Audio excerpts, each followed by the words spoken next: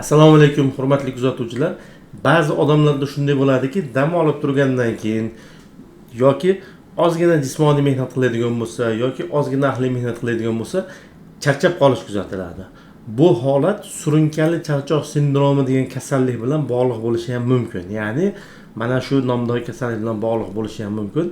Agar sizda ham shu holat bo'ladigan bo'lsa, ya'ni ozgina mehnatdan keyin, ozgina aqliy mehnatdan keyin yoki dam olib turib ham dam olgan deb bo'lmayotgan bo'lsangiz, albatta sharhlarda ma'lum qiling. Ya'ni bu kasallik qanchalik tarqalgan, shu bizni kuzatuvchilarimiz orasida ham bormi, yo'qmi bilish uchun birozgina menda ham shunaqa bo'ladi deb yozib qo'ysangiz yaxshi bo'lardi o'zim uchun qandaydir bir fikr chiqarishga. Demak, bugungi mavzumiz surunkali charchoq sindromi haqida. Bu nima degani? Surunkali charchoq sindromi degani odam uyqudan uyg'onganda ham charchaversa, ozgina jismoniy mehnat qilsa yoki ozginagina jismoniy tarbiya bilan shug'ullansa yoki ozginagina aqliy mehnat bilan ham shug'ullanaversa-yu, o'shanda bir charchab qolaveradi-da. Og'riq bo'ladi, holsizlik bo'ladi, charchab qoladi. Mana shu narsa 6 oy va undan uzoq davom etadigan bo'lsa, uzluksiz tarzda bu surunkali charchoq sindromi bo'lishi mumkin, lekin doim ham emas. Bu surunkali charchoq sindromi degan kasallik bu sababi oxirigacha ma'lum bo'lmagan, umuman mexanizmi ham oxirigacha ma'lum bo'lmagan kasallik hisoblanadi hamda diagnoz исключение degan narsa bo'ladi. Ya'ni mumkin bo'lgan sabablarni hammasini chiqarib tashlagandan keyin ham o'sha sababini topolmaydigan bo'lsak, o'sha holatdagini surunkali charchoq sindromi ekan bu odamda degan xulosaga kelishimiz mumkin. Ya'ni mana shu charchoqqa sabab bo'luvchi holatlarni hammasini chiqarib tashlasak, misol uchun deylik, qandaydir yuqumli infeksion kasalliklar bormi yo'qmi? Aktiv holatda bormi yo'qmi? Buni ko'rishimiz kerak. Qandaydir gormonal o'zgarish bilan bog'liq bo'lgan kasalliklar bormi yo'qmi? Buni tekshirishimiz kerak. Sil kasalligi ham mana doimiy charchab yuradi. O'sma kasalliklarida bularda ham doimiy charchoq bo'ladi. Mana shu kabi kasalliklarda tekshiriladi. Mana qandli diabet deymiz, qon tomiri kasalliklari bu kasalliklarga tekshiriladi. Tekshirilgandan keyin shu kasalliklar aniqlanmaydigan bo'lsa, sababi yo'q, besabab charchaveradi odam. Mana shunaqa holat bo'ladigan bo'lsa, bu odamda demak surunkali charchoq sindromi bo'lyapti ekan degan xulosaga kelamiz. Ya'ni charchoq sababini topolmasakkina o'shanda surunkali charchoq sindromi deyishimiz mumkin. Belgilari nimalardan iborat? Belgilari eng asosiy belgisi charchoq. Uxlab turadi, dam olib turadi, charchash bo'laveradi. Dam olgandek bo'lmaydi. Bu narsa haligi uyqu bilan bog'liq bo'lgan nima deydi? Xurrak ochish bilan bog'liq bo'lgan holat ham bo'lmasligi kerak. Ya'ni shunaqa uyquda apnoya holati bo'ladi. Uxlab yotganda ba'zan nafas olmay qoladi odam, sekundlarga yoki daqiqalarga cho'zilib nafas olmay qoladi. Bunaqa holat ham bo'lmasligi kerak. Yaxshi uxlaydi, xurrak otmaydi yoki xurrak otishi mumkin, lekin o'sha kechqurungi apnoya bo'lmaydi, ya'ni nafasni to'xtab qolishi bo'lmaydi, lekin ertalab charchab uyg'onaveradi. Yoki ozgina jismoniy mehnat qilsa yoki ozgina aqliy mehnat qiladigan bo'lsa ham birpasda charchoq his qiladi. Surunkali tomoq og'rig'i, sabab yo'q. Tekshirib ko'rsa hech qanaqa infeksiya chiqmaydi. Gripp ham emas, u tanzilit ham emas, angina ham emas, umuman sabab yo'q. Limfa tugunlarida og'riq, bo'g'imlarda og'riq, mushaklarda og'riq, suyaklarda og'riq. Mana bu narsalar surunkali charchoq sindromiga xos bo'ladi. Ya'ni ozgina ish qilsa birpasda bo'g'imi og'rib qoladi. Ozgina ish qilsa birpasda mushagi og'rib qoladi yoki o'zi toliqib qoladi. Uyqusi kelib qoladi. Bu narsalar shu surunkali charchoq sindromini belgilari hisoblanadi. Yuqorida aytdim, buni sababi aniq emas, lekin taxminlar bor. Taxminlardan biri bu juda kuchli yuzaga kelmagan yallig'lanish kasalliklari. Ya'ni organizmda qandaydir yallig'lanishlar bor, lekin ko'zga ko'rinarli darajada emas. Bo'g'im yallig'langan bo'lishi mumkin, tomoqda qandaydir yallig'lanishlar bo'lishi mumkin, siydik yo'llarda yallig'lanishlar bo'lishi mumkin, lekin bu klinik belgi beradigan darajada emas. Og'riq yo'q, sezilarli isitma yo'q, infeksiyaga xos bo'lgan boshqa belgilar yo'q. Gormonlar o'zgarishi, sezilarsiz darajada gormonlar o'zgarishi bo'lishi mumkin hamda nerv tizimining nomutanosiblig'i. Nerv tizimi ham endi har xil bo'ladi, har xil tizimlar bor nerv tizimining ichida ham.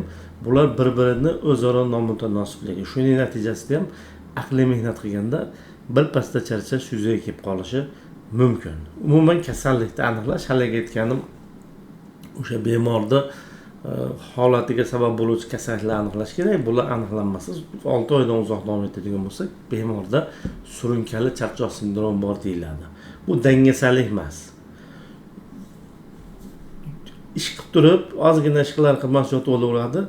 Dangasa bu boshqa deb ish qilishni xohlamaydi, mehnatdan qochadi, ishdan qochadi deb uni kirib urish kerak emas. Sababi urishadigan bo'lsangiz, bu yana ruhiy stress bo'ladi. Stress bo'lgandan keyin holati yanada yomonlashaveradi. Shuning uchun ham bu dangasalik emas, bu balki kasallik. Endi qanaqa qilib davolanadi? Kasallikning davosi yo'q. Faqatgina simptomatik davo berish mumkin.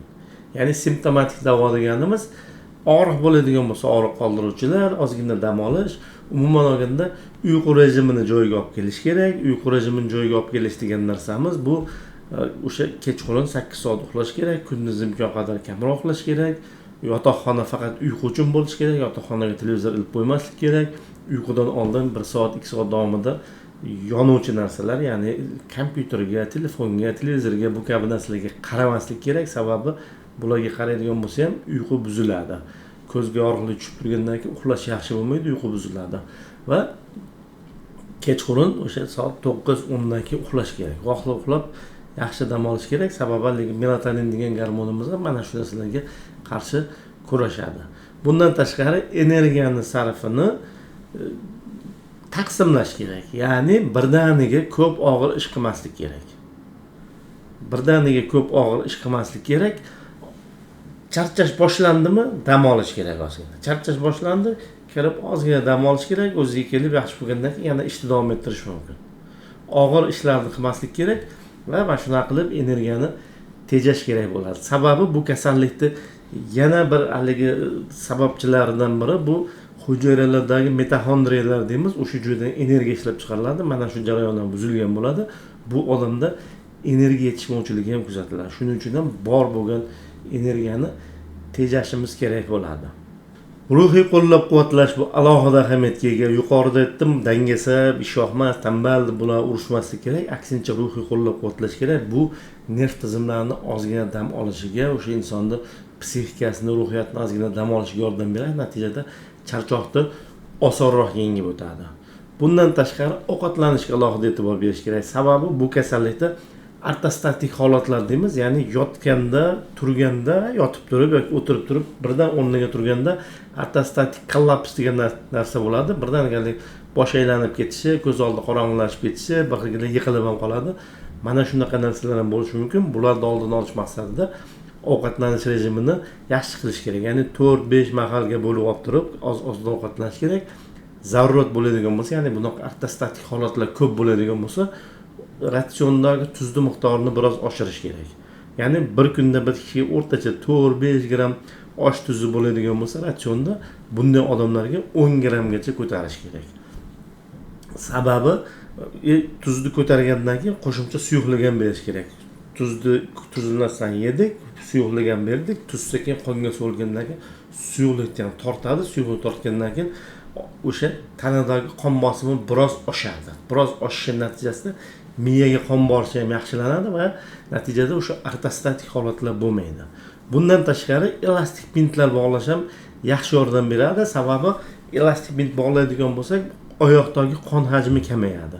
Ya'ni oyoqdagi tomirlarni qisib olamiz, qisgandan keyin asosiy qon tepaga qarab ketadi, ya'ni miyaga qarab ketadi. Bu narsalar ham o'sha ortostatik holatlarda, ya'ni shu o'rnidan turganda birdaniga bo'shashib ketish, yiqilib qolish kabi narsalarni oldini oladi. Umuman bu kasallikni davolash bo'yicha hech qanaqa samarali dori-darmon yo'q. Bu kasallik, bu holat qandaydir kasalliklar natijasida yuzaga kelgan bo'lsa, mana kamqonlik bo'ladimi, qandli diabetdek boshqa o'sha asosiy kasallik davolash kerak, o'tib ketadi. Lekin surunkali charchoq sindromi bo'ladigan bo'lsa, ya'ni besabab bo'ladigan bo'lsa, bu ko'pincha o'tib ketmaydi. Bu doimiy mana shunaqa rejimda yurishni talab qiladi va doimiy rejimda yuriladigan bo'lsa, ya'ni o'sha energiyani sarfi bo'yicha, uxlash bo'yicha, ovqatlanish bo'yicha doimiy rejimda yuriladigan bo'lsa, o'sha odamning holati ancha yaxshi bo'ladi. Ya'ni o'sha surunkali charchoqni ancha haligi sezilmaydigan darajaga olib chiqib oladi. O'zi umuman shu holatga, shu kasallikka, shu sharoitga moslashib oladi. Umuman bu kasallik haqida aytadigan gaplar shulardan iborat. Sizda yana qanaqa savollar bo'layotgan bo'lsa, odatdagidek sharhlarda qoldirsalaring bo'ladi. Vaqt topib, imkon topib javob berib o'tishga harakat qilaman. Omon bo'ling.